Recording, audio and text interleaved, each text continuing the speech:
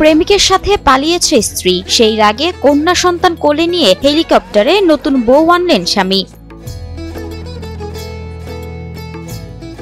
1.5 মাস আগে পরকীয়া করে প্রেমিকের সাথে পালিয়েছে স্ত্রী, সেই রাগে হেলিকপ্টারে চড়ে বিয়ে করে ঘরে তুলেছেন নতুন বউ, যা আলোচনার জন্ম দিয়েছে স্থানীয়দের মাঝে। বাচ্চাকে নিয়ে কামাল ভাই এখন শ্বশুরবাড়ির দিকে যাচ্ছেন।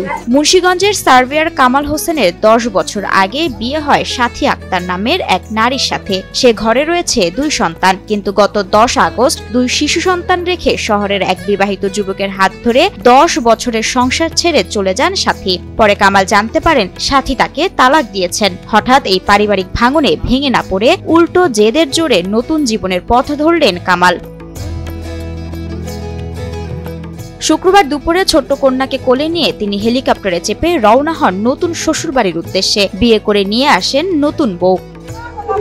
দেখতে পাচ্ছেন গ্রামের বিয়ে, তো হেলিকপ্টার দিয়ে এখানে দেখতে পাচ্ছেন কত মানুষ এগিয়ে আসছে যে কামাল ভাই বউ দেখার জন্য।